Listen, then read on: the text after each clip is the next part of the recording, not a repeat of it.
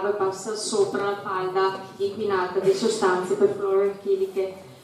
Quindi il professor Martella a Napoli. 5 minuti, se ci sono domande, stiamo passando. Se avete domande, sono qui. Qualcuno ha qualche domanda da fare al professor Venosi? Io ho una domanda, un dubbio più che una domanda. La TAV è iniziata nel 91 e chi era colui che la voleva a livello piemontese e a livello romano, cioè partiti e personaggi che la volevano? Certo. Allora, nasce nell'86 in un incontro con i 12 direttori generali degli stati, diciamo, europei. Dopo vengono trasferiti questa rete che si chiama TEN-T nel libro bianco di Delors intitolato così: competitività, crescita e occupazione. Lei tenga presente che in quegli anni, nel 91, noi avevamo anche la sovranità monetaria. Quando si diceva le reti TEN-T costano 500 miliardi di euro, nessuno diceva nulla, diciamo. In Italia nel 1986 fu redatto il piano generale dei trasporti con il raddoppio degli assi principali, quindi da Milano a Battipaglia e sulla trasversale padana da Torino fino a Venezia. Poi questo era, diciamo, l'input, e furono dati 10.000 miliardi di lire, che corrispondono a circa 5 miliardi e 4, diciamo, di euro di oggi. Poi si è aggiunta la Genova-Milano e la Trieste, poi lei capisce, ognuno poi fa le sue richieste. Nel 91 viene scelto, per evitare le gare comunitarie, di dare l'appalto a trattativa privata a 3 general contractor, che erano la Fiat, l'ENI e la COCIV. Poi le cose sono andate in modo diverso, non c'è stato il finanziamento privato, è diventato tutto pubblico. Le spese per gli investimenti sono lievitate enormemente, tanto che in pianura, la Torino-Milano, siamo a 71 milioni di euro a chilometro, e quando da Verona a Portavescovo a Bivio Vicenza siamo oggi a 90 milioni di euro a chilometro. Questo diventa... La mia domanda era più particolare, nel senso... Lei mi chiede una domanda politica, io non le rispondo. No, dal punto di vista... cioè quando le condizioni non erano più buone per la TAV, chi è che ancora spingeva? Chi è che aveva preso impegni nell'86 con soggetti che non conosco e quindi sono stati riconfermati dalle coalizioni politiche o dai governi che si sono succeduti dal 1986 in poi, diciamo, governi centrali. Poi nel 2001, quando il governo Berlusconi ha fatto la legge 447, conosciuta come legge obiettivo, si sono fatte le intese regionali. Il presidente della regione Veneto, Galan, ha sottoscritto con il ministro delle infrastrutture Lunardi questo corridoio qui infrastrutturale, bisognava farlo, sembrava in tempi brevissimi. Poi le cose sono andate diversamente, poi c'è stata la crisi come c'è stata, adesso arriviamo a questa situazione in cui, per esempio, tra Mestre e Trieste, anzi e Rocchi dei Legionari, si è modificata. Esatto, si è modificata, non si fa più l'alta velocità, cioè lì c'è stata reversibilità. E in più, da Ronchi dei Legionari a Trieste, in ambiente carsico, per la seconda volta è stato bocciato la valutazione di impatto ambientale. E quindi c'è in teoria una reversibilità delle scelte, dipende dal contesto, dipende dalle sollecitazioni, dipende dalla fattibilità. Do la parola al professor Marcello. Innanzitutto vi ringrazio moltissimo per l'invito. È Sant'Antonio, e io mi chiamo Antonio, e c'era anche la partita. E io quando ho ricevuto l'invito ho detto ma siete sicuri? Perché normalmente a Napoli noi spostiamo C'è stata partita e Sant'Antonio e noi spostiamo. Dice no, dottore, non venite perché le persone sono molto sensibili sull'argomento e ci teniamo a stabilire questo contatto tra realtà diverse, proprio perché comunque voi avete rappresentato anche un modo nuovo di affrontare il problema. E sinceramente a quel punto io ho detto voglio venire a vedere prima di tutto perché già sono stato in Veneto, poi a Brescia stiamo facendo un'opera di appunto attenzione, sollecitazione e soprattutto di recupero di unità, perché volutamente ci hanno tenuti separati come problemi diversi, Terra dei Fuochi e poi diciamo i fedienti del sud eccetera eccetera, quando in realtà i problemi sono comuni. E sentendo e venendo qui mi rendo conto, come avevamo detto in Parlamento, e per questo motivo io sono finito, e non i camorristi, io sono finito alla DDA, deferito alla DDA perché dicevo cose troppo pesanti. Il problema al nord è superiore almeno di 4-5 volte del sud e adesso cominciate a rendervene conto e quindi ho detto andate, quindi sono venuto, apprezzo veramente, ringrazio perché già ero venuto a Monselice dai francescani e apprezzo moltissimo la civiltà del popolo veneto e soprattutto diciamo veramente il modo diverso di affrontare le situazioni anche rispetto a noi. Ognuno di noi come popolo, come regione ha dei pregi e dei difetti.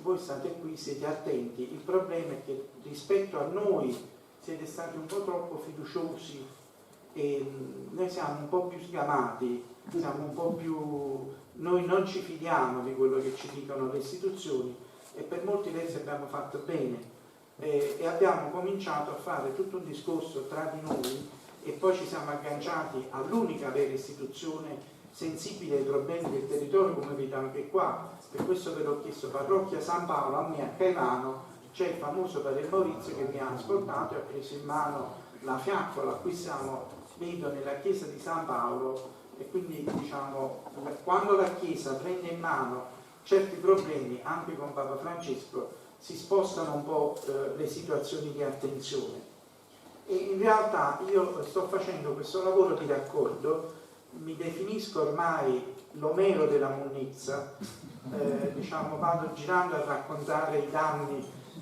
parlami Odiva del Pellini Achille di Acerra che infiniti lutti addusse agli Acheri che sarebbero gli Acerrani e adesso vengo a raccontarvi un'altra cosa che non conoscevo, però parlando con il professor Venosi ho fatto una serie di collegamenti su messaggi che mi erano arrivati. Qualche mese fa mi chiamò, proprio per questo ho voluto anche ascoltarvi, mi telefonò da Roma il portavoce parlamentare del gruppo dei Caris Manghetti, oltretutto un ex giornalista di Rai 2, che mi chiese un aiuto disperato e purtroppo non gliel'abbiamo potuto dare perché noi come tutti veniamo a essere informati all'ultimo momento. Io sono quello che ha focalizzato il problema sui rifiuti speciali. Da quando abbiamo focalizzato il problema sui rifiuti speciali, coinvolgendo innanzitutto le regioni a maggiore produzione di rifiuti, quindi innanzitutto il Veneto, immediatamente hanno cambiato le leggi. E mi arriva questa telefonata da Roma dicendo dottore ci dovete aiutare perché questi stanno facendo questo gioco, stanno cambiando le leggi sul materiale di risulta spostando da rifiuto speciale a sottoprodotto.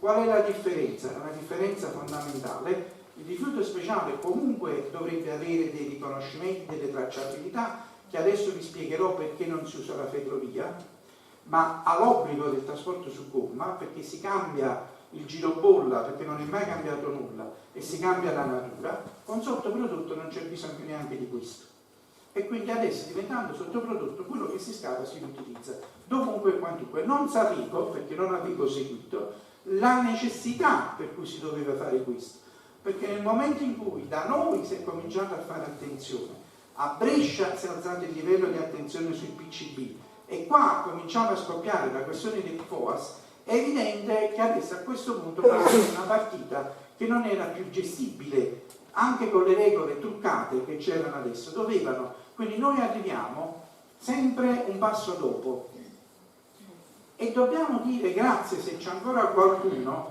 dobbiamo dircelo nonostante l'incompetenza, perché a verità il problema qual è? Se ci fossero persone competenti magari potresti stare più attento, però le persone competenti oggi, e ce lo dobbiamo dire in faccia, su queste cose c'è un tale giro di denaro dove ordinariamente le persone competenti fanno i consulenti di chi le paga. Io sono venuto qui, il mio onomastico eccetera, ma ci vuole, e non voglio minimamente rischiare quei pochi soldi che comunque sono stati investiti per pagarmi il viaggio. Poi ordinariamente noi lavoriamo gratis, e quando si lavora gratis andare a competere con queste situazioni avendo ritardo di informazione e avendo di fronte il meglio pagato delle docenze diciamo, di tutte le università, e si tratta oggettivamente di partite perse in partenza, perché come adesso, visto che siamo durante la partita, a proposito l'Italia sta vincendo, quindi portiamo bene, ma diciamo come se tu hai le regole le dai tu. Avete sentito il professore Venosi, io non parlerò in questo modo tecnico, perché lui lavora con le regole che conosce. Il problema è quando tu le regole le hai in mano tu il gioco, allora laddove, come dice Renzi, non mi va bene il gioco, chi si cambia le regole in corso. Cioè per cui tu non solo stai giocando una partita con una squadra che non conosci, il pallone non sai dove sta, e se casomai riesci pure a trovare il pallone, quando hai trovato tu il pallone ti cambia proprio la regola, non è che ti fischia il rigore contro, ti cambia proprio il modo di giocare. Vedete differenza tra rifiuto speciale e sottoprodotto. Allora io voglio lanciarvi solo due messaggi, anche perché sulla questione FOAS, da un punto di vista tossicologico, voglio solo darvi delle riflessioni, perché ormai io da tempo, anche per sopravvivere, perché altrimenti l'eccesso di competenza nella mia regione avrebbe messo proprio a rischio la mia stessa esistenza. Ma è importante fare una riflessione, perché la scienza è induzione, induttiva e deduttiva. Allora, il professor Venosi vi ha parlato, vi ha dimostrato su come si lavora in maniera deduttiva e a valle.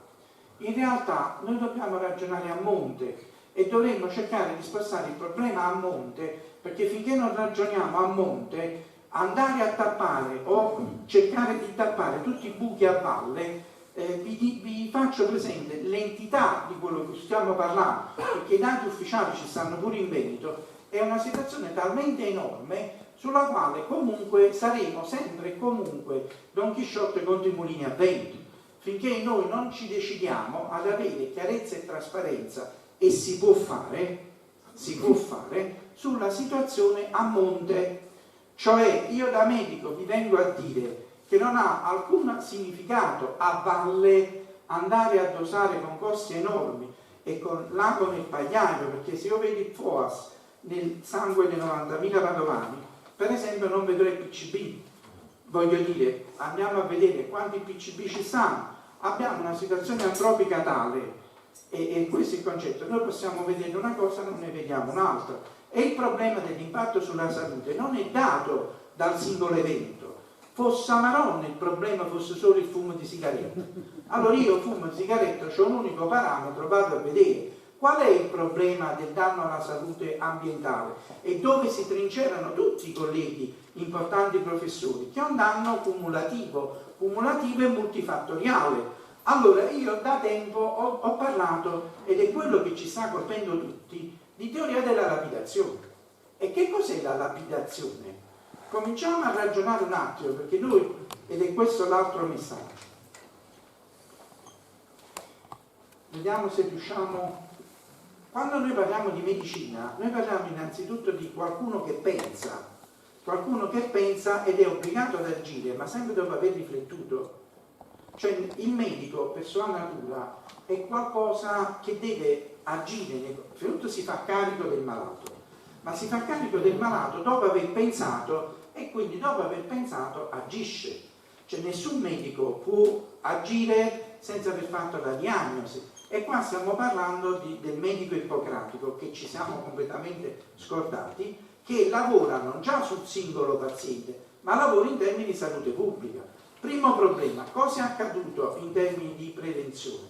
Abbiamo fatto una tragedia enorme, di cui noi in Campania siamo stati i primi a pagare, mollando la prevenzione primaria e relativo controllo ambientale che era legato alle ASL, Dipartimento di Prevenzione, al Ministero dell'Ambiente, che nel tempo ha scamazzato, ha sopravanzato. Oggi, se voi vedete, si parlava di Ministero, nessuno tocca il Ministero dell'Ambiente, si fanno gli affari là, è un discorso enorme. È stato distrutto il Ministero della Sanità, addirittura accorpato al welfare. Non so se è chiaro. Cioè, mentre il Ministero dell'Ambiente non lo tocca nessuno, perché là ci sono gli investimenti e gli affari, il Ministero della Salute, di cui noi abbiamo all'articolo 32 un diritto costituzionale, è stato azzerato ed è stato unito a quello del welfare, togliendoci sempre più welfare. Il vero controllo della salute è innanzitutto la prevenzione primaria, e la prevenzione primaria fino al 1986 era del Dipartimento di Prevenzione, che era costituito in epoca fascista, quando la prevenzione era innanzitutto delle malattie infettive, ed è ancora oggi uno dei sistemi migliori di prevenzione sulle malattie infettive, perché addirittura era paramilitare, e le organizzazioni e le titolarità dei colleghi del Dipartimento di Prevenzione erano di polizia giudiziaria, ovvero sia, se io ho un negozio, ma una fabbrica che mi produce materiale scaduto, o io chiudevo, lo sanzionavo direttamente. Poi nel 1986, anzi prima, noi abbiamo fatto un referendum e, pensando di fare meglio, perché eravamo una delle nazioni più attente al problema ambientale, ci siamo tagliati, ci siamo fatti male. Abbiamo istituito il Ministero dell'Ambiente, togliendo le competenze di prevenzione primaria alla sanità e passandole all'ambiente, costituendo le ARPA. Attenzione, mentre il sistema sanitario nazionale è finanziato con le nostre tasche e quindi ha un finanziamento certo, è chiaro, di cui il 5% dovrebbe essere dato in prevenzione, eccetera, le ARPE ancora oggi, che adesso si stanno rendendo conto che devono prendere in carico questo ruolo, e adesso, dopo la legge sui reati ambientali, che sostanzialmente è partita per la pressione fatta dalla Campania, ne siamo molto orgogliosi, perché era da 30 anni che era ferma al Parlamento, e se non gestiva Terra dei Fuochi non si approvava questa schifezza di legge sui reati ambientali, ma in base alla quale stanno avendo comunque molti problemi, e quindi finalmente c'è un capitolo nuovo, ed è un capitolo penale finalmente sui reati ambientali. Finché non c'era questo, qua è passato tutte le ARPE senza finanziamenti, senza specificità di controlli, per la qual cosa, dove c'era una sinergia e dove c'era un reciproco rispetto, tanto quanto si faceva qualcosa, e sto parlando di Brescia e Veneto, dove bene o male in queste regioni ancora oggi vedete che quando c'è un problema sentite ancora qualcuno che vi viene a dire: io faccio il biomonitoraggio e la domanda. Da noi la prima domanda è: non tengo soldi. Da noi i biomonitoraggio li ho fatti da CER a spese mie, perché i soldi alle ARPE, nella mia ARPA, sono stati dati esclusivamente per il personale amministrativo, cioè per mettere a posto le carte. Il mio referente Mastella è finito sotto inchiesta perché gestiva lui l'ARPA Campania, perché su 300 assunzioni che fecero in Regione Campania, 250 erano di amministrativi e 30 erano di tecnici, ai quali non veniva data alcuna funzione e capacità economica di avere possibilità di fare analisi. È per questo che in Campania stanno ancora giocando sui biomonitoraggi che non si fanno. Questo è accaduto in Regione Campania e questo è accaduto in Italia, cioè passando al Ministero dall'Ambiente è nata l'ecomafia. Le due cose sono contemporanee. 1986 nasce il Ministero dell'Ambiente, 1987 dal Ministero dell'Ambiente, dai funzionari del Ministero dell'Ambiente, telefonano ai casalesi e chiedono: adesso è il momento di fare le discariche ZX, Resit, Giuliano. E comincia che cosa? Quella che voi qua state subendo da decenni senza saperlo, la sovrapposizione dei rifiuti speciali a quelli urbani, da me realizzata. E adesso che sentivo il professor Venosi, che è un maestro del trasporto ferroviario, mi rendo ancora più conto, perché le più grandi ditte di trasporto merci, e non è nulla che è cambiato, anzi è potenziato, non sono per il trasporto su ferro, ma sono per trasporto su gomma. e le più grandi ditte di trasporto su gomma europee sono campane.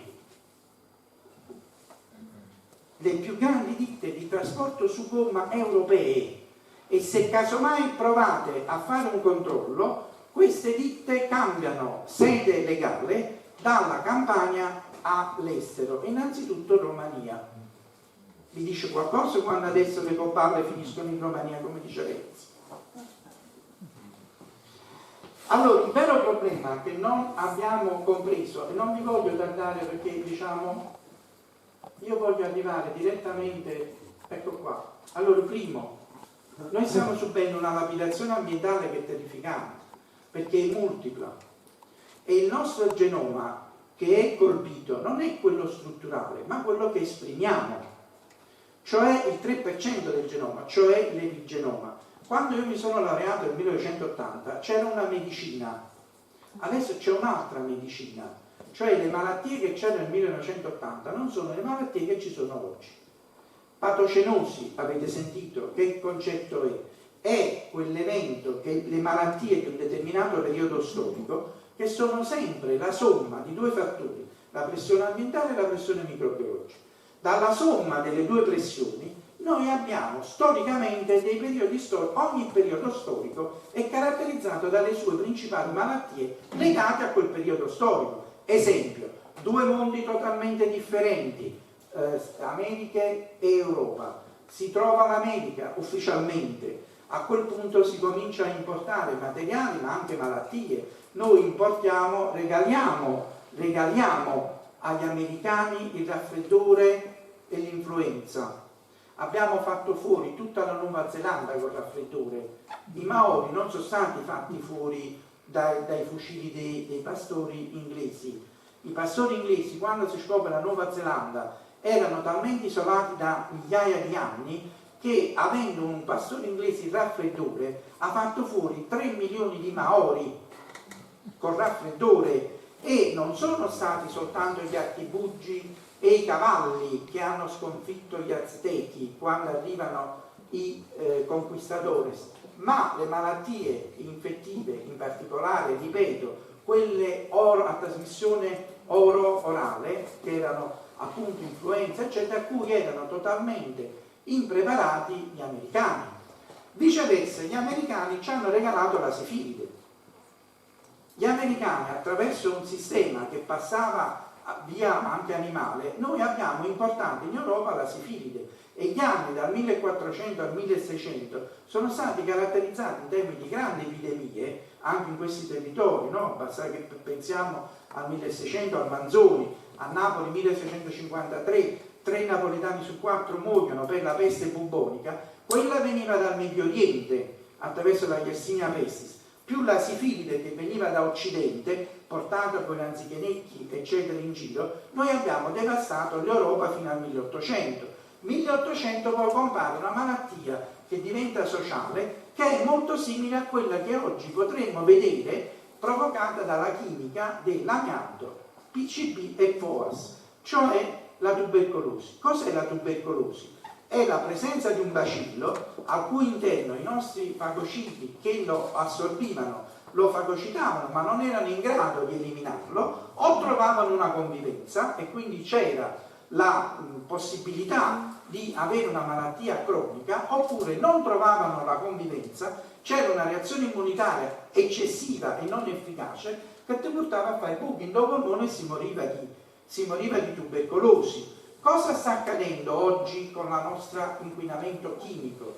Stiamo mettendo sul genoma e sul nostro sistema immunitario una serie di stimoli in base ai quali noi non siamo in grado di reagire, e quindi i casi sono due: o noi abbiamo il tempo di trasformarli in una malattia cronica, oppure non abbiamo il tempo di trasformarli in malattia cronica e quindi ne subiamo dei danni. Adesso qual è il messaggio successivo relativo ai PFOS che vi devo dire? La questione, e vi voglio lasciare su questo è quello per cui sono stato deferito alla DDA, la questione del danno sul nostro materiale genetico da rifiuti. Io mi sono occupato di questo, ma torniamo un attimo agli FOAS, perché io ci ho lavorato sui PCB e sull'amianto, non ero preparato agli FOAS. Qual è il messaggio? Per cui dobbiamo lavorare a monte. Da molti anni esiste una direttiva europea che si chiama REACH.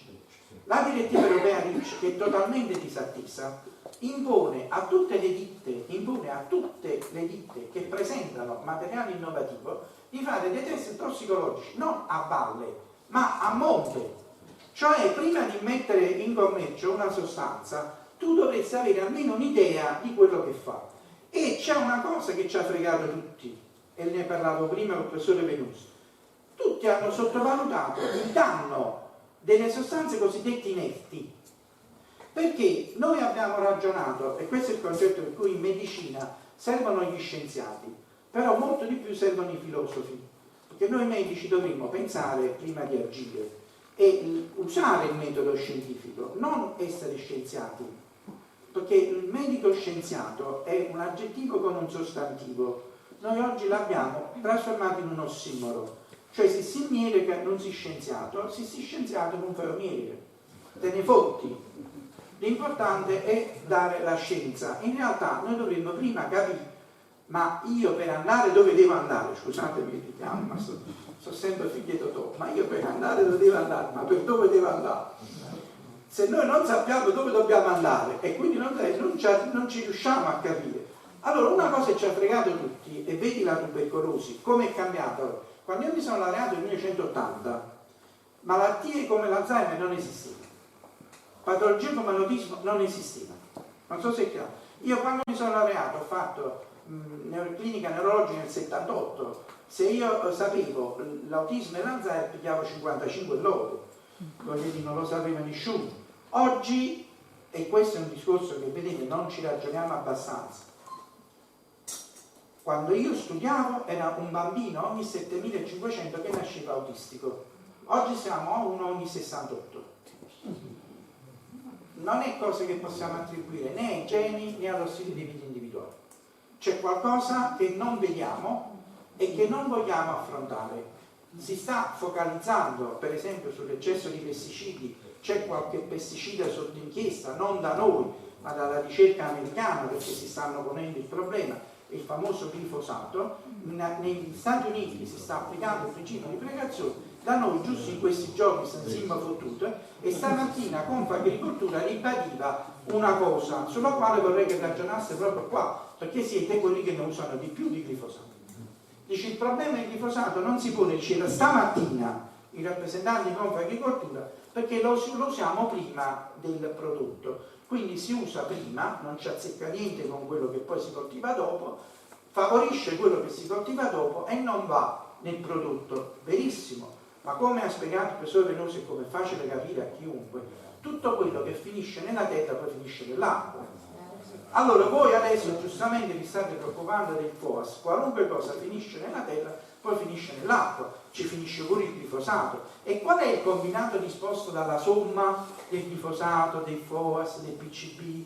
Vi rendete conto che vorrei aggiungerci anche l'atrazina, che si usa tanto qui per le terapie intensive in tutta la pianura padana. E quando è uscita sono stati criticati i colleghi che hanno detto guardate, l'atrazina è pericolosissima, ve lo dico da tossicologo medico, perché i colleghi del Marianelli l'hanno scritto, però non sono andati fino alla fine nelle conseguenze, perché vanno stare qui. Allora quando tu trovi un eccesso di atrazina nel Po e mi scrivete e mi scrivono che questo eccesso di atrazina sta rendendo ermafroditi e quindi femminilizzando una valanga di pesci nel Po, qualcuno obbodicera bossi che nella catena alimentare non rimangono ermafroditi solo i pesci del Po, e poi alla fine hai voglia che in Lombardia sempre nel Po troviamo il 100% di Viagra, che il 60% è preso online, quindi non risulta ma si consuma. Allora voglio dire, non la pariamo così. Il problema è controllare a monte, usare correttamente il glifosato per quello che ci serve, ma se si può evitare si evita, andare a monte da creare ed evitare gli eccessi di sommatorie. E perché ci hanno fregato le sostanze inerti come il FOAS? Perché proprio inerti noi abbiamo ragionato al principio, e tutte le industrie, devo dire la verità in buona fede, Hanno detto ma non oggi, pensate all'amianto, all'Eternit, è una fibra inerte, se è inerte non fa male, è perfetta perché non si degrada, faceva l'Eternit, è nato l'Eternit, solo che il problema qual è? Finché l'Eternit rimane fuori, è Eternit, se l'Eternit te lo respiri, quella fibra che è inerte ma che è indistruttibile, cioè viene fagocitata, torniamo all'esempio del batterio della tubercolosi. I macrofagi prendono la fibra, quella fibra entra nei macrofagi, non viene metabolizzata, mantiene uno stimolo continuo al macrofago, il massimo dei macrofagi alveolari che abbiamo nei polmoni, qualunque evento oncogeno aggiuntivo in una stimolazione cronica che arriva per 40 anni, ti fa il tumore al 100%. Abbiamo capito quindi a valle e dopo troppo tempo che chiunque è esposto all'amianto ha alla fine, nel corso di una vita, il 100% di fare tumori. Quando l'abbiamo capito? Troppo tardi. E il vero problema che adesso stiamo affrontando io come voi, e ne parlavamo oggi a proposito della sostanza inerte amianto, e io l'ho detto in Parlamento, che ci stiamo lamentando ma senza costrutto, perché le vere discariche, i veri impianti che ci mancano non sono gli inceneritori per rifiuti urbani, dei quali vorrei che finissimo proprio di parlarne, perché il rifiuto urbano in Italia, come potete vedere dalla tabella, è non più del 20% del totale. Che voi veneti siate orgogliosi di avere la migliore gestione del rifiuto urbano, ve ne diamo atto e merito, ma non è la carta sporca che rovina la salute né dei napoletani né vostro. Per cui avere la migliore raccolta differenziata d'Italia non vi mette assolutamente al riparo da quelli che sono i danni dalla mala gestione dei rifiuti, perché la mala gestione dei rifiuti che avete innanzitutto qua è data dai rifiuti speciali, perché voi producete 5 volte di più dei rifiuti speciali rispetto a me. Cioè questi sono dati. Allora, se in Veneto abbiamo 4.800.000 abitanti e c'è una produzione pro capite di rifiuto urbano annuo di 474 kg, voi vi andate di avere il 70%, ma di 474 kg. Poi avete una produzione totale 2010 di 3.470 kg di rifiuti speciali. Per cui quando vogliamo parlare di rifiuti, se fossimo persone serie, e tutti stiamo sbagliando, anche le forze politiche innovative come i 5 Stelle parlano ancora solo di rifiuti urbani. Quando parliamo di rifiuti, se vogliamo essere corretti, e quindi il discorso si fa a monte, parliamo della somma dei rifiuti. E così cosa esce fuori? Che ogni cittadino veneto produce 3.940, dati 2010, quando c'era ancora non la crisi come a mo', 3.944 kg a testa di rifiuti. Ogni cittadino campano faceva 457 kg di rifiuti, non al 70% di raccolta differenziata, comunque al 55% più della Toscana, ma faceva, perché noi non abbiamo industrie, voi siete la locomotiva del paese. Allora, voi che siete la locomotiva del paese, noi facevamo a 1250 kg di rifiuti speciali a testa, attenzione, dichiarati, qua stiamo parlando solo di quelli dichiarati, e quindi sappiamo per certo tutti sottostimati, perché mentre per il rifiuto urbano siamo certi, perché c'è un ottimo controllo e monitoraggio, per il rifiuto speciale, in base alle leggi vigenti, noi andiamo per autocertificazione, che è esclusivamente cartacea per industrie fino a 15 dipendenti, cioè l'ossatura principale dell'industria veneta. Voi siete la locomotiva del paese a principale attività di piccole e medie industrie, quindi siete quelli che facete più mondo, cioè siete quelli che fanno autocertificazione. Ognuno può autocertificare più monnezze che le che fanno. E dato che l'evasione media fiscale di sopravvivenza, che cosa ho fatto? E questo sono andato io sotto inchiesta, mi hanno mandato a DTA. La cosa che ho detto è stata questa: egregi signori, ma se il premier Letta in quel periodo dice che abbiamo 120 miliardi di evasione fiscale, io non vedo quell'evasione fiscale come diritti televisivi, perché o diritto televisivo non fa un mezzo. Ma se siamo in attività manifatturiera, il 30% di evasione fiscale fa un mezzo che verrà obbligatoriamente smaltito illegalmente. Adesso, se io ho 3.944 kg in totale, col 30% di evasione fiscale rispetto al 50% della regione Campania, adesso fate il 30% di 3.470 e fate il 50% di 1.260. Significa che ogni cittadino campano deve, non può, deve smaltire illegalmente 500 kg a testa, cioè più di tutti i rifiuti urbani che produce. Ogni cittadino veneto deve, non può, deve smaltire illegalmente 1183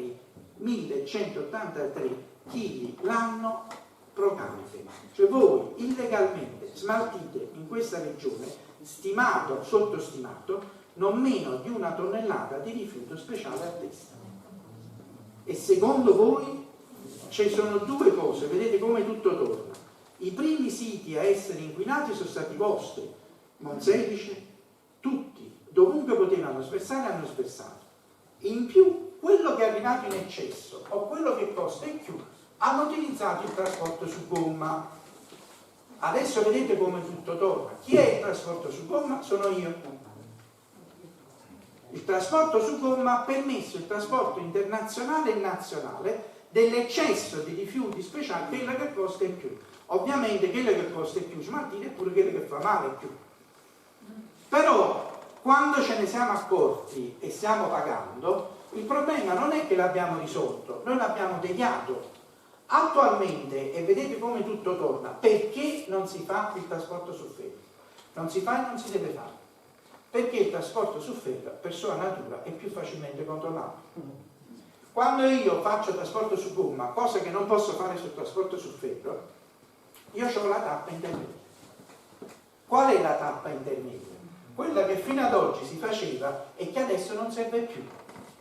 Avete capito che hanno combinato? La tappa intermedia era: prendo il rifiuto speciale, lo porto in un'azienda intermedia che mi dice che me lo tratta, diventa sottoprodotto e va su un altro camion, un altro trattore che poi o me lo porto in Campania oppure oggi ordinariamente va all'estero tramite i porti e tramite il trasporto sempre su gomma o via nave, mai su ferrovia.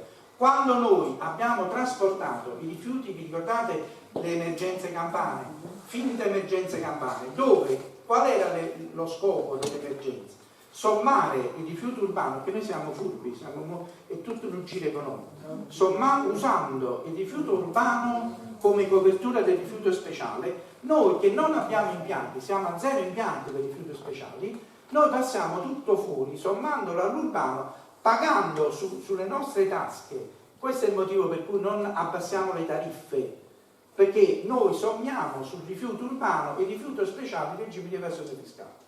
Noi in Campania al massimo, e su quello il primo rifiuto speciale, ed era quello, qual è il primo rifiuto speciale che in Campania aveva il massimo dei costi e che non si riusciva a smaltire perché pagavano dopo 3 anni. Quando io faccio una scintigrafia e io ho il pagamento a distanza, voi in Veneto a 90 giorni, le mie ditte a distanza di 2 anni, ma vi pare che un laboratorio privato che faceva la scintigrafia, sapendo che quella scintigrafia gli sarebbe stata pagata dopo 2 anni, la smaltiva legalmente in una regione che non ha impianti, quindi affidando a ditte che dovevano portare a costi elevatissimi fuori regione, chiamava il Casalese. E che faceva il Casalese? Lo metteva, pagava, e il primo a tenere sotto contratto erano i guardiani delle discariche urbane legali, e le portava tutte là. Quando si facette l'emergenza, lo so bene perché ci capitò il Pascale, questa ve la dico perché è bellina, capita le tante cose, noi in Campania poi alla fine ci sorridiamo sopra. Che cosa successe? Facemmo i treni per Germania, così cominciate a capire perché non si posava treni. Il treno per Germania al varco, attenzione, in Germania preparare i passaporti, si trovano i tedeschi con i guide. A un certo punto arrivò il treno per Germania e ha scelto radioattivo 3. Ve lo ricordate? Si bloccarono i treni radioattivi dalla Campania. Gli i treni radioattivi dalla Campania, e che cosa trovarono?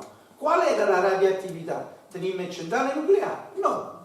Quindi la radioattività che voi sentite anche Casalesi, Schiavone, eccetera, è quella ospedaliera. E che cosa trovai in o trainer a Germania? I cateteri taggati Pascal. Cioè, qual è il primo istituto anche unico dove c'è il massimo delle terapie radianti per i nostri pazienti che fanno tumore a tiroide? Il Pascal, abbiamo un reparto, trattiamo con iodio radioattivo e quindi noi abbiamo il massimo dell'attenzione, paghiamo l'ira di Dio, il Pascal paga 200 posti letto, 250.000 euro l'anno per lo smaltimento secondo norma dei rifiuti speciali ospedalieri. Mo Pascal, che è un istituto pubblico che ha finanziamenti certi. Ma pare che le nostre numerosissime laboratori, altro dato, la Campania ha 800 laboratori di analisi privati convenzionati rispetto ai 260 della Lombardia, ma pare che tutti quanti chi la pagavano privatamente in contanti e cash e prima chiamavano Casalese e ci trovavamo i cateteri taggati Pascal. Il problema lo abbiamo risolto. Dopo questo abbiamo fatto una grande riunione, abbiamo fatto un progetto obiettivo e con questo progetto obiettivo ci siamo messi a norma. Abbiamo pagato gli infermieri per cancellare Pascal da sopra tutti i capelli. E non ci hanno acchiappato. Allora il problema, vedete che il problema sta là e tutto sta nel corretto monitoraggio dei flussi al monte. Allora, prima di ragionare a valle, voi sapete quante industrie avete? Avete un'idea reale sui territori delle attività a maggior impatto ambientale, ma in totale? Io so per certo, guardate che è di una gravità unica. Che cosa è grave? Che io come sanità questo dato non ve lo passo. Allora, primo, parliamo di rifiuti urbani. Continuiamo a parlare di rifiuti urbani. Quando i rifiuti urbani, cioè noi continuiamo a cantare a Napoli e vi passiamo questo messaggio perché è poetica, ma come bella, la verità, è una canzone stupenda. Napoli è mille colore, è bellissima, Pino Daniele un poeta e ci ha fottuto malamente. Napoli è una carta sporca e nessuno se ne importa, no? Questo è diventato un famoso, tanto che non abbiamo il coraggio di cantarla allo stadio, perché quando poi si canta allo stadio noi abbiamo questa canzone che è poesia pura, voglio dire, un poco ci vergogniamo, no? Dice Napoli è una carta. Il problema è che a Napoli come in Veneto, Napoli non è una carta sporca, che non fa male, seppure c'è, come c'è, la carta sporca non fa male. Napoli è una lastra amianto e nessuno fa l'impianto. Questa è la strofa vera che dovremmo cantare a Napoli come in Veneto. Abbiamo 30 milioni di tonnellate da smaltire in Italia e abbiamo la certezza di dove vengono smaltite solo per 300.000 da Campania a Veneto, ma negli anni 60 tutti hanno costruito con l'amianto. L'Eternit è stato il principale materiale di costruzione eterno dagli anni 60. Adesso siamo tutti con gli incentivi. Facendo gli incentivi alla ristrutturazione, lo sto facendo pure io, ma casa mia è del 1840, ha già trovato diciamo, le canne fumarie in bronzo e se volevano fottere roba. Ma là già trovata l'amianto. Ma se io vado a Casa Latore e immagino qua, perché qua è il boom, no, dell'edilizia, voi siete Capannone, esatto, il boom dell'edilizia a me è stato prevalentemente residenziale, a voi il boom dell'edilizia è stato prevalentemente industriale. Adesso il problema è, avete un'idea di che fine fanno queste cose? Ufficialmente voi ce l'avete le discariche, qualche discarica, però non è corrispondente a quanto viene dichiarato e smaltito. Io vi posso parlare della mia regione, sono ai livelli massimi della vergogna.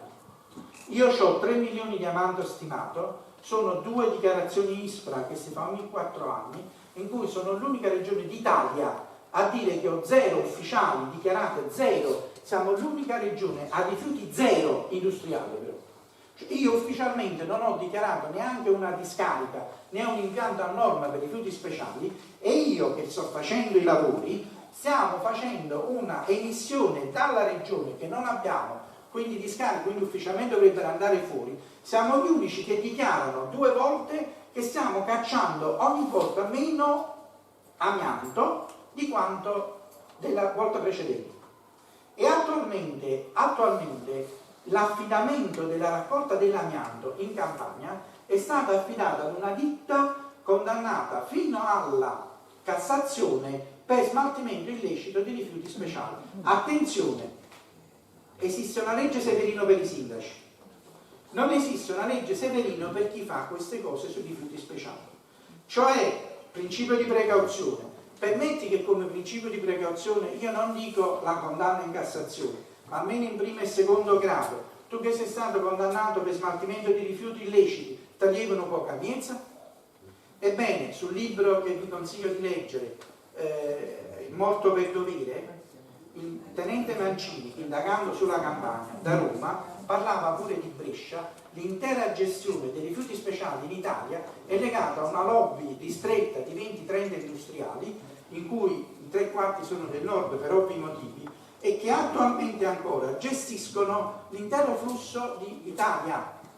Esempio, quella ditta di Acerra, che è stata condannata in secondo grado, non soltanto continua a presentare in Campania, ripeto, una tratta l'amianto, l'altra continua a chiedere di trattare le ceneri degli inceneritori di Acerra, che valgono 7,5 inceneritori vostri veneti, perché se andiamo a ragionare in termini di inceneritori, voi ne avete 4 che ufficialmente fanno tutti e 4 messi insieme, quindi non venite a dire che io non ho inceneritori, tutti e 4 gli inceneritori veneti per rifiuti urbani non fanno 1/3 della potenza dell'inceneritore di Acerra, che è pari a quello di Brescia.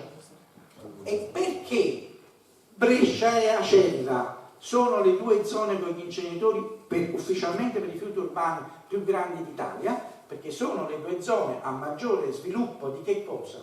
Della sovrapposizione dei flussi dei rifiuti speciali. In Brescia per quanto riguarda l'alta industria pesante della Lombardia, la Campania per tutta l'industria.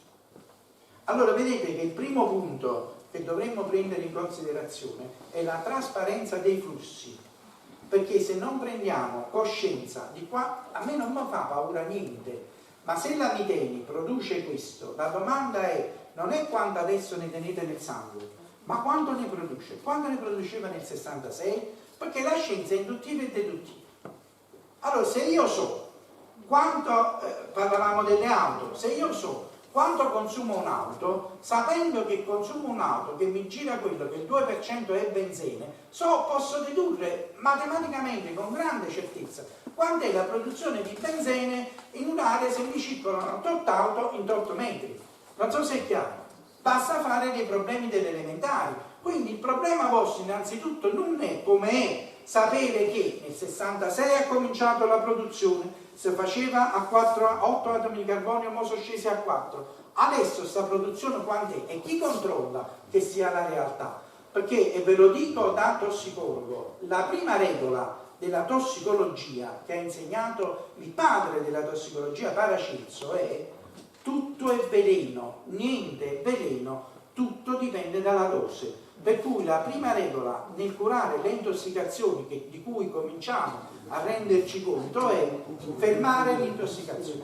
E per fermare l'intossicazione io devo avere certezza, perché se anche oggi vi faccio il controllo e questi continuano a produrre in quota parte o illegalmente o a nero eccetera, il problema è che si ripeterà domani, e quello di cui non saremo mai assolutamente certi è la somma dei danni, perché a quello si sommerà qualcos'altro. E ripeto, cos'è la lapidazione? La lapidazione è quella forma di morte, di esecuzione in cui una società decide di far fuori qualcuno senza dare la responsabilità a nessuno. Andate a valle a dimostrare che è stata Miteni che va fatto fuori. Vi diranno e vi dimostreranno che quell'eccesso di PFOAS come di PCB voi ve lo siete potuto mangiare da 500.000 parti diverse. Esempio, poiché tutto finisce a mare, i PCB Caffaro di Brescia attualmente stanno di più nel salmone norvegese, perché tutto è finito a mare. Quindi se voi dite io l'ho preso qua, ma poi tu mangi molto salmone, io sono finito dalla mozzarella nel salmone. Attualmente il cibo che è a maggior ritenuto, ed è vero, concentrazione di PCB nel mondo, non è dato né dalla mozzarella campana né dai prodotti bresciani, ma dal salmone norvegese. Tutto finisce a mare e tutto finisce nell'acqua e tutto si somma. Allora questo è quello che dobbiamo fare, e il concetto che vi do, per cui siamo qua a disposizione, ma io continuerò e volutamente, come dicevo lui, mi definisco mero della monnezza per un motivo molto semplice. Sono stato e voglio essere volutamente anche cieco, perché in faccia Carmine Schiavone mi disse: noi vi rispettiamo perché ci state facendo capire le stronzate che state facendo, altrimenti l'avessimo accesa la vita. Carmine Schiavone è stato il principale pentito, uno di quelli che ha iniziato a fare queste cose in Campania. Il vero problema è che stiamo parlando di un sistema industriale, come vedete, che una cosa non vuole, e dobbiamo metterci tutti d'accordo. Noi dobbiamo fare un'industria sostenibile. Papa Francesco è stato chiarissimo. Io sto qui in Veneto, dove veramente io, quello che ho visto a Monselice, ho visto, da voi è partito anche padre Alex che viene da me nella sanità, cioè dai padri comboniani. I comboniani sono veneti, questa è terra di missionari e di missioni, e fa impressione andare a Monselice. E quando io facevo la mia conferenza, alle mie spalle c'era la foto fatta a Corogoscio da Frattonino, che era missionario in Kenya, dopo padre Zanotelli, dove c'era il bambino che faceva riciclo di RAI nella discarica di Corogoscio. Cioè attenzione, quando voi mi dite che il 70% dei rifiuti speciali lo trattate qua, e me lo dite con grande orgoglio sul sito ARPA, vuol dire, leggendo correttamente, che il 30% lo portate fuori, innanzitutto i RAI. Quindi voi siete terra di missionari, di missione e di monnezza all'estero. Quel bambino stava riciclando i RAI vostri, cioè ci ha ammarato missionari e ci ha ammarato pure a monnezza. Non so se è chiaro. Allora è su questo che dobbiamo metterci d'accordo. Noi non possiamo avere la botte piena e la moglie ubriaca.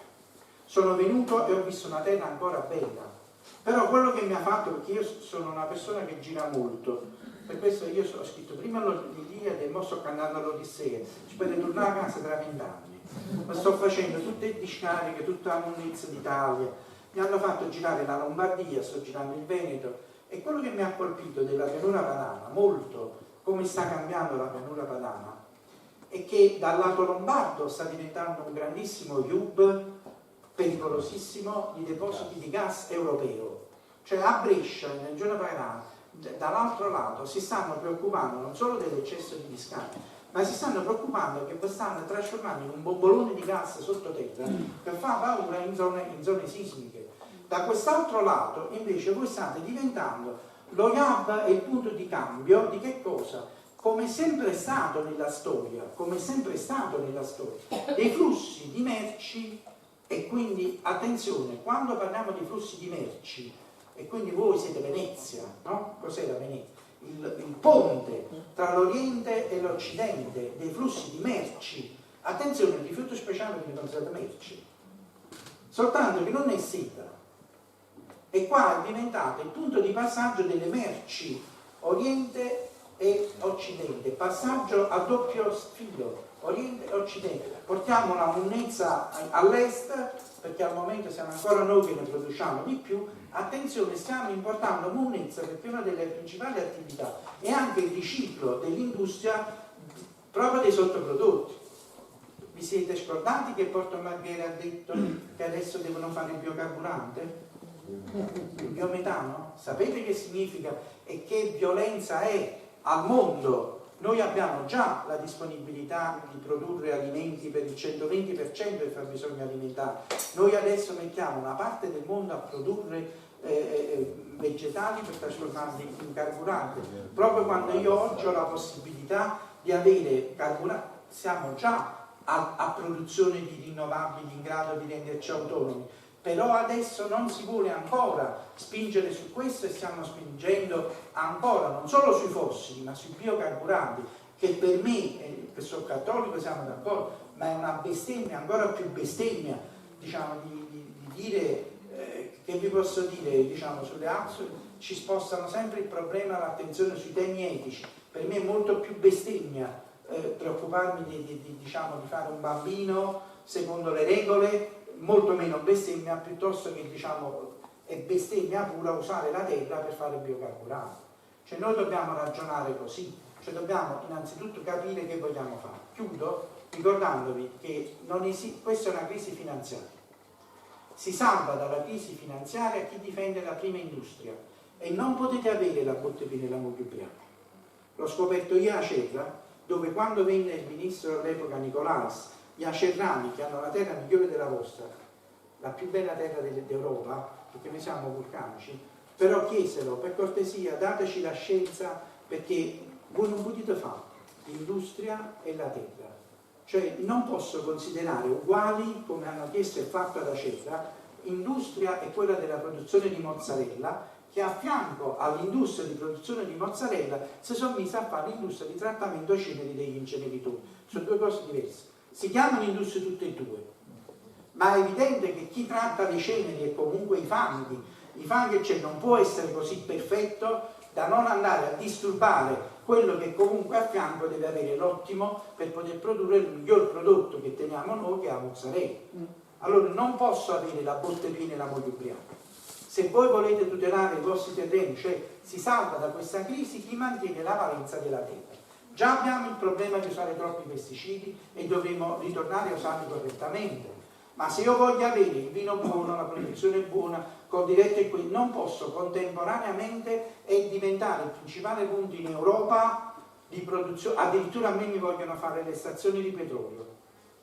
Allora, io l'ultima acqua che bevo è quella dell'Appennino, che ancora oggi a Napoli abbiamo ottima acqua, voi lo sapete, ma non usiamo da molti anni le acque nostre superficiali, che vedete il problema che avete voi, noi lo sappiamo già che sono inquinate, non c'era bisogno di terra di fuoco.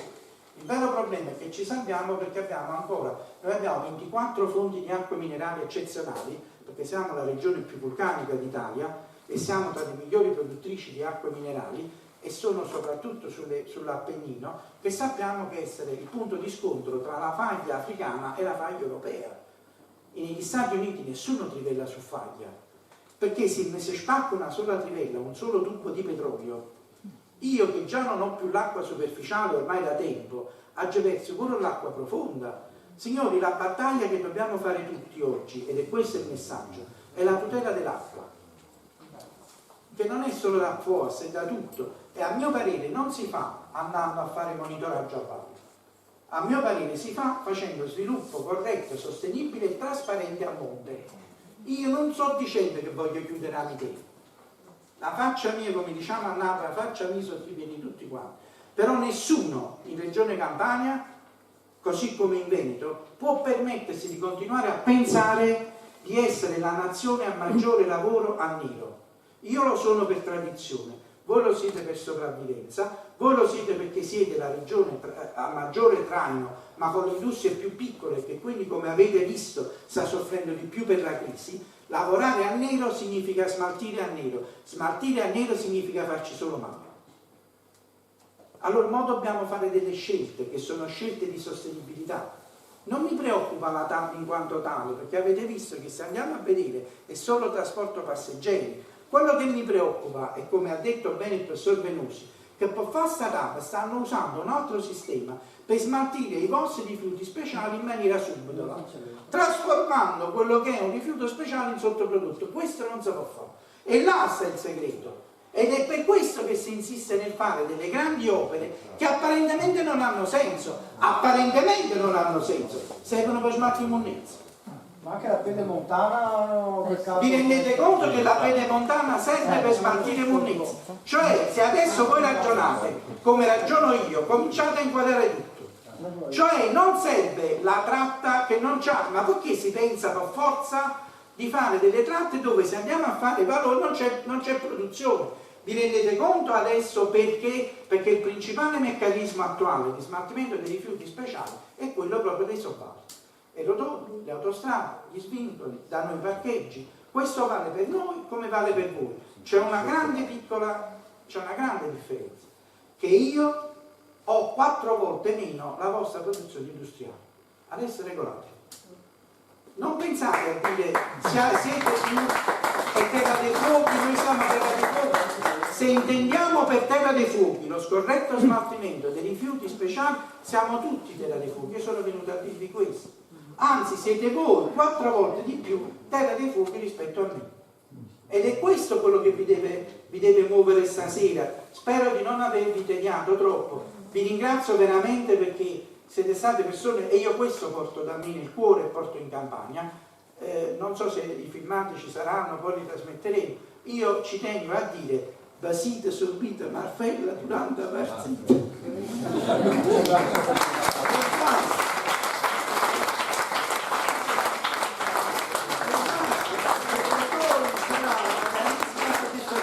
Che testimonia non soltanto la vostra civiltà, ma anche come siete attaccati a cercare di comprendere il mio problema, che è non il mio problema, ma che è il problema di tutti. Noi siamo una nazione bellissima e come dice il Papa, la diversità è ricchezza. Io sono diverso da voi, come voi siete diversi da me. Messi insieme siamo una grande nazione.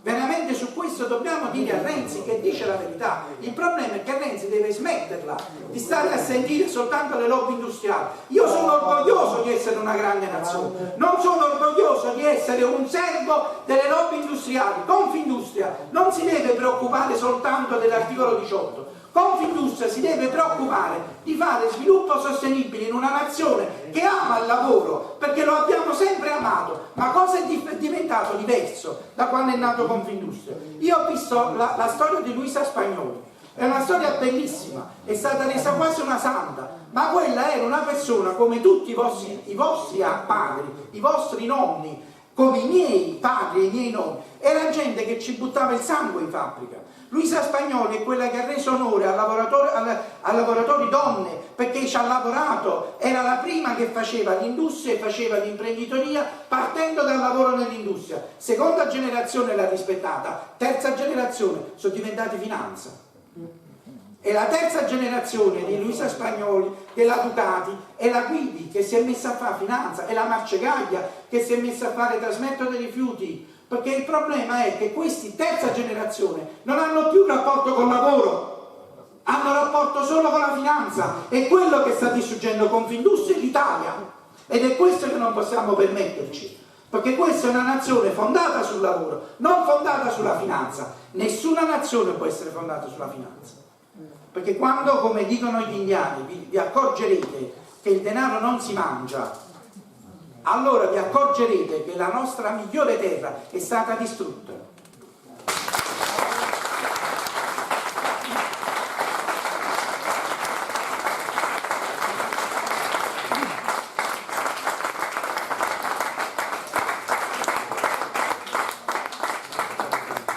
Allora, tanto ringrazio i professori entrambi. Volevo dare due piccole informazioni. Una che il 23 maggio abbiamo fatto un esposto che ci ha preparato il professor Venosi abbiamo fatto un esposto all'autorità nazionale anticorruzione per la Lande che ha fatto il via sulla nostra tratta e stiamo ultimando un esposto che verrà presentato alla Corte dei Conti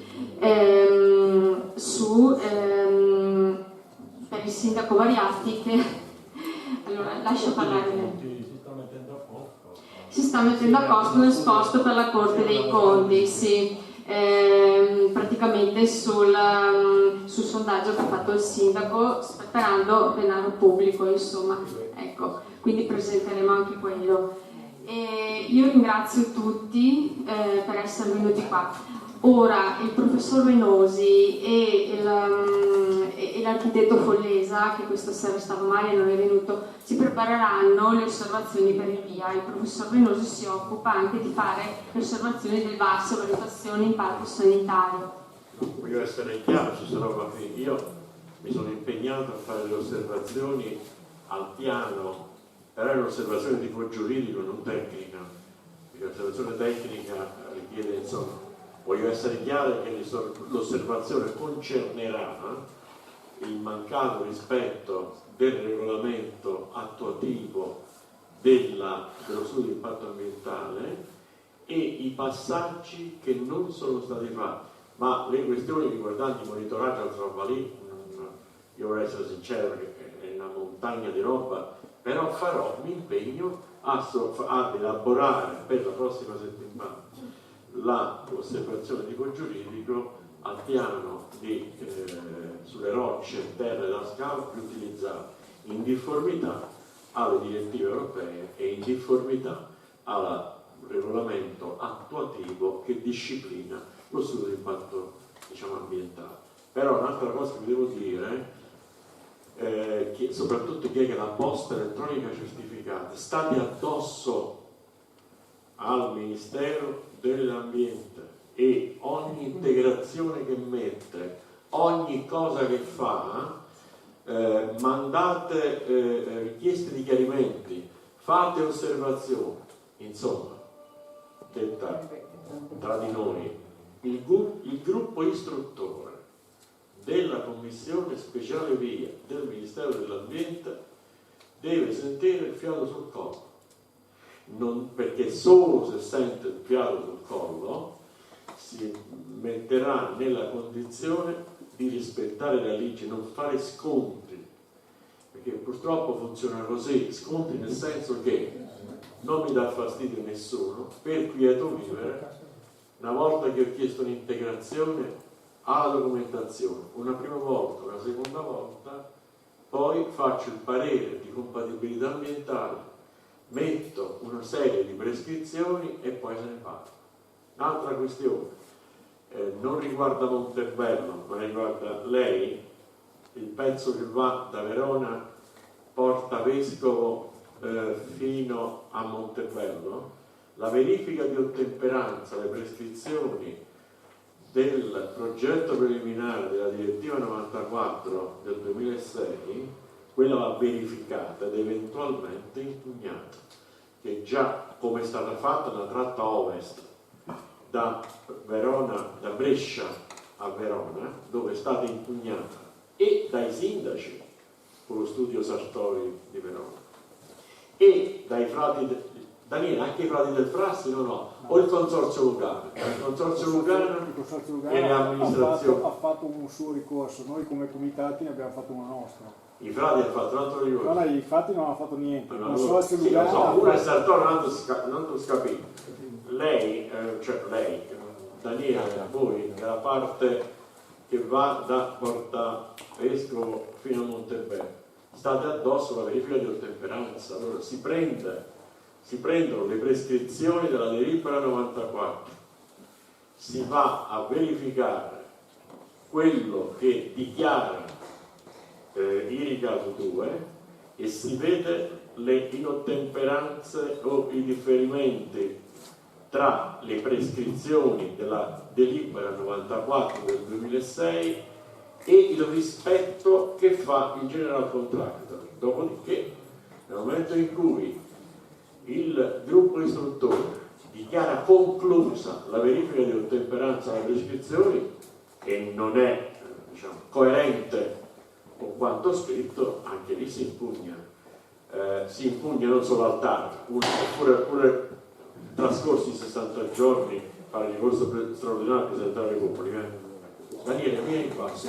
Volevo chiederti, ma come fanno a fare la verifica di ottemperanza se il progetto preliminare era sulla Verona, Montebello e Gresina di Zocco Padova e il progetto definitivo la verifica di ottemperanza da Verona fino all'inizio di San Bonifacio, da fine San Bonifacio fino a Montebello. Questa è la verifica di ottemperanza. Sì, ho capito, ma tutta la procedura è una stramberia, abbiamo visto, no? È tutta la procedura, però non gli devi lasciare chiusa il procedimento dicendo la verifica di ottemperanza è conclusa, anche se è una stramberia, la verifica di ottemperanza va impugnata nelle modalità che tutti sappiamo.